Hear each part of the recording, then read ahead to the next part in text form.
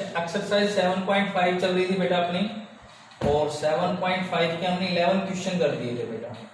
Question number 12 देखिए क्या कहता है, find the number of arrangement of the letter of the word independence.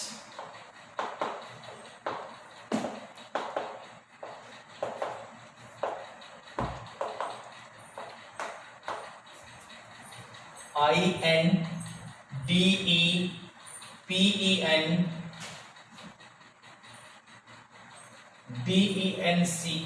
Independence word से बेटा टोटल नंबर ऑफ अरेंजमेंट बनानी है। तो इंडिपेंडेंस की टोटल नंबर ऑफ अरेंजमेंट क्या बनेगी बेटा, total number of arrangement, arrangement का मतलब होता है परमुटेशन। तो इंडिपेंडेंट वर्ड्स की टोटल नंबर ऑफ परमुटेशन होगी, जितने इसमें डिजिट है उतने ही इसका फैक्टोरियल करेगा। तो देखिए टोटल कितने वर्ड आ रहे हैं इसमें, 1 2 3 4 5 6 7 8 9 10 11 12। तो टोटल आ रहे हैं बेटा 12 का फैक्टोरियल अपॉन अलाइक काइंड्स के कितने आ गए, यानी एक काइंड के क्या क्या आ रहे हैं। जैसे अगर हम बात करें ई की, तो ई 1 2 3 और 4, तो 4 बार ई आ रही है तो 4 का फैक्टोरियल। इस ई के बाद एन देखिए आपका बेटा एन 1 2 और 3 बार आपका एन आ रहा है तो अपॉन 3 का फैक्टोरियल। और भी देखिए कोई रिपीट कर रहा है, आई भी नहीं कर रहा, डी हाँ डी कर रहा है बेटा, डी कितने टाइम्स रिपीट कर रहा है, 2 बार, तो अपॉन 2 का फैक्टोरियल। डी रिपीट कर गया, एन कर गया, सी कर गया, आई भी रिपीट नहीं है, पी भी रिपीट में नहीं है। तो इसको आप सोल्व करोगे बेटा, ये टोटल नंबर ऑफ अरेंजमेंट आएगा। पहला पार्ट कहते हैं कि do the word start with P, do the words, इससे आप कितने वर्ड बनाओगे, do the words start with P. अगर पी से स्टार्ट करें, स्टार्ट विद पी, अगर पी से स्टार्ट करें तो फिर टोटल कितने अरेंजमेंट बनाएंगे। तो टोटल इसमें 12 थे बेटा, 12 में से आपका जो स्टार्ट होना चाहिए वो पी से स्टार्ट होना चाहिए।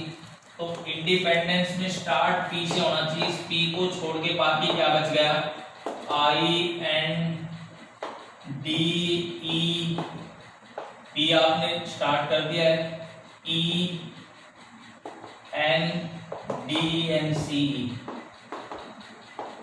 यानी इससे आप कितने अरेंजमेंट कर दोगे। भाई पी से तो आपने स्टार्ट करना है, इसका मतलब स्टार्टिंग का वर्ड तो आपका फिक्स हो गया पी। अब पी को छोड़ के बाकी कितने बचते हैं, बाकी बच गए 1 2 3 4 5 6 7 8 9 10 11, टोटल 12 थे।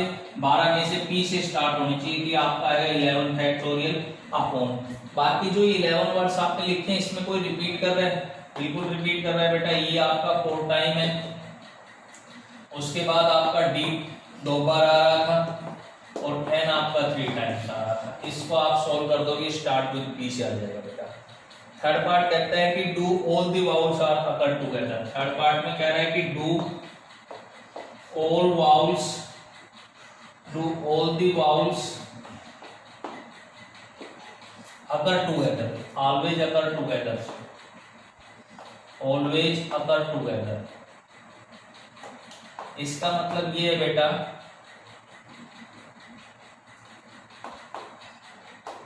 इसका मतलब ये है कि जो आपके वाउल्स हैं वो आपके क्या आने चाहिए, हमेशा एक साथ आने चाहिए। जो भी आपके वाउल्स हैं इंडिपेंडेंस के अंदर वो आपके एक साथ आने चाहिए।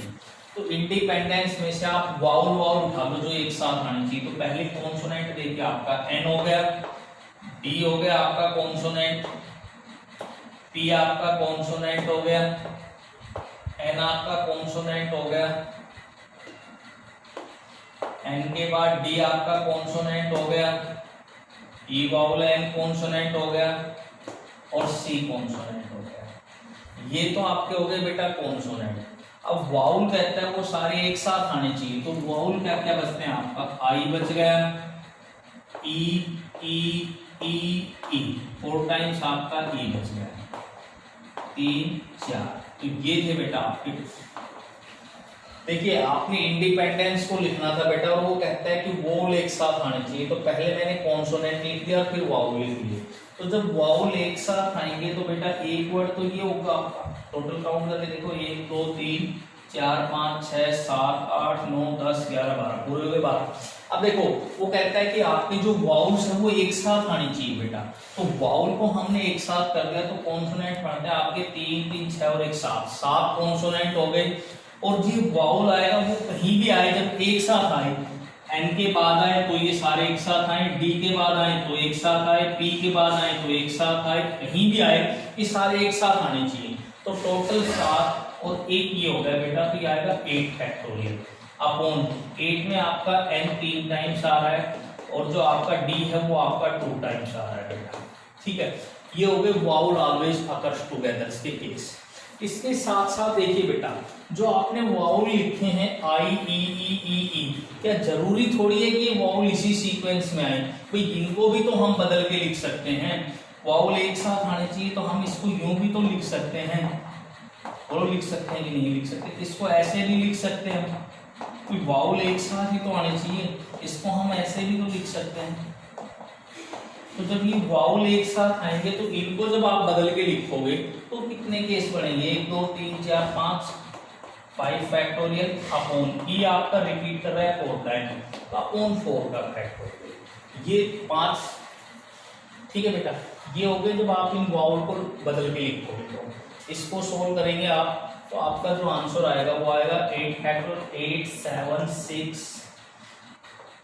7 6 5 फैक्टोरियल अपॉन 3 का फैक्टोरियल 3 to 1, 2 का फैक्टोरियल 2 into 1 और 5 का फैक्टोरियल 5 into 4 का फैक्टोरियल अपॉन 4 फैक्टोरियल।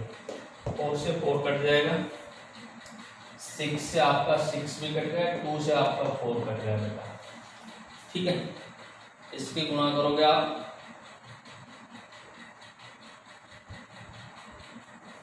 फाइव का फैक्टोरियल तो हो गया बेटा 120 इंटू, इसकी और गुणा करोगे आप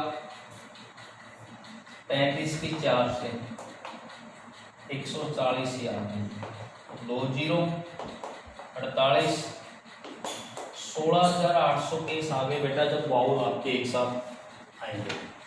वाउल ऑलवेज अकर्स टुगेदर के 16,800 केस आ गए।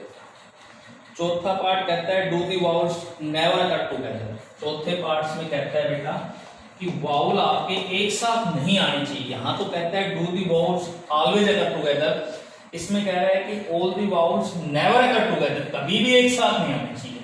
तो इस चौथे पार्ट के लिए आप क्या करोगे बेटा, टोटल नंबर ऑफ जो अरेंजमेंट बनाएंगे, टोटल नंबर ऑफ अरेंजमेंट जो आई, यानी फर्स्ट पार्ट का जो आंसर आया उसमें से आप ये थर्ड वाला ये घटा दोगे वाउल ऑलवेज अकर्स टुगेदर से।